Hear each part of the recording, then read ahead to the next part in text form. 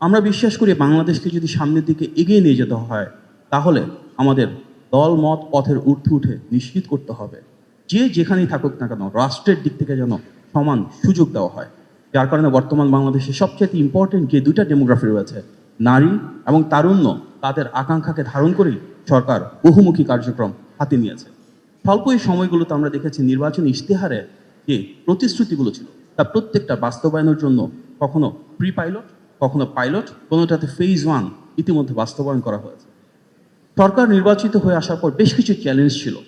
আমরা দেখেছি যে সবসময় রোজার সময় দ্রব্যমূল্যের দাম বেড়ে যায় এবং এই প্রথমবারের মতন কিন্তু নির্বাচিত হয়ে আসার পরে সমাজের একদম প্রান্তিক পর্যায়ের মানুষের কথা চিন্তা করে দ্রব্যমূল্য নিয়ন্ত্রণে রাখা হয়েছিল। আমরা দেখতাম প্রত্যেকটা ঈদের সময় শ্রমিকদের অসন্তোষ হয়, অনেক সময় তারা তাদের প্রাপ্য বেতন, বোনাস, বকেয়াটা পান না।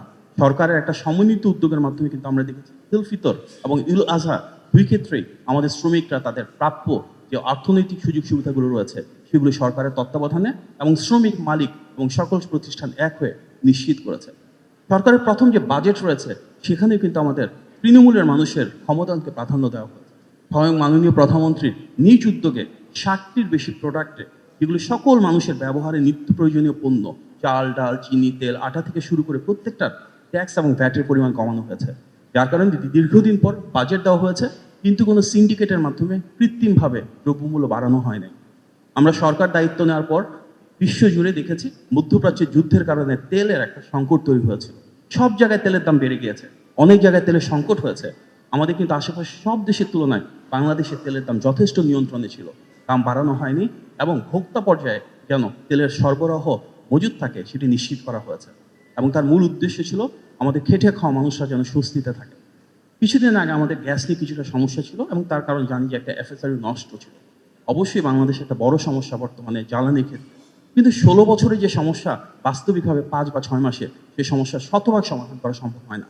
তবে এতটুকু নিশ্চিত করতে পারি, মাননীয় প্রধানমন্ত্রীর নির্দেশনায় আমাদের সংশ্লিষ্ট যারা কর্মকর্তা রয়েছেন এবং সরকারের অংশীজনরা রয়েছেন সবাই মিলে সেই সিদ্ধান্ত নিচ্ছেন যেখানে বিদেশি বিনিয়োগ আসবে আমরা আমাদের ইন্টারনাল যে ডোমেস্টিক রিসোর্স রয়েছে সেগুলো এক্সপ্লোর করার চেষ্টা করছি এবং ইনশাল্লাহ মধ্যমেয়াদে বাস্তবসম্মত জ্বালানি সংকটের সমস্যার সমাধান হবে ইনশাল্লাহ। আমরা সামনের দিনগুলোতে চাই আরও বেশি বিনিয়োগ আসুক।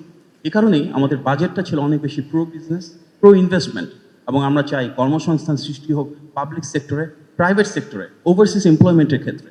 যে শিক্ষা ব্যবস্থা আমরা পেয়েছি সেটা অনেকটাই ভেঙে পড়া রাষ্ট্র কাঠামোর প্রতিফলন। এখানে আমাদের যারা শিক্ষার্থী বের হচ্ছিল তাদের মাঝে যোগ্যতা এবং দক্ষতা যথেষ্ট ঘাটতি ছিল। মাননীয় প্রধানমন্ত্রী এমন একটা শিক্ষা ব্যবস্থা বিনির্মাণ করতে চান যেখানে আমরা একদিকে সুনাগরিক হিসেবে গড়ে তুলব, পারিবারিক শিক্ষা, সামাজিক মূল্যবোধ আমাদের শিক্ষার্থীদের ভিতর সঞ্চারিত করব, একই সাথে তাদেরকে কিভাবে স্কিলস এবং ক্যাপাসিটি ডেভেলপ তৈরি করা যায়, কিভাবে তাদেরকে রিয়েল ওয়ার্ল্ডে এমপ্লয়মেন্টের জন্য এবং উদ্যোক্তা হিসেবে গড়ে তোলার জন্য প্রয়োজনীয় দক্ষতা এবং যোগ্যতা তৈরি করা যায়, সেগুলো নিয়ে কাজ করছি।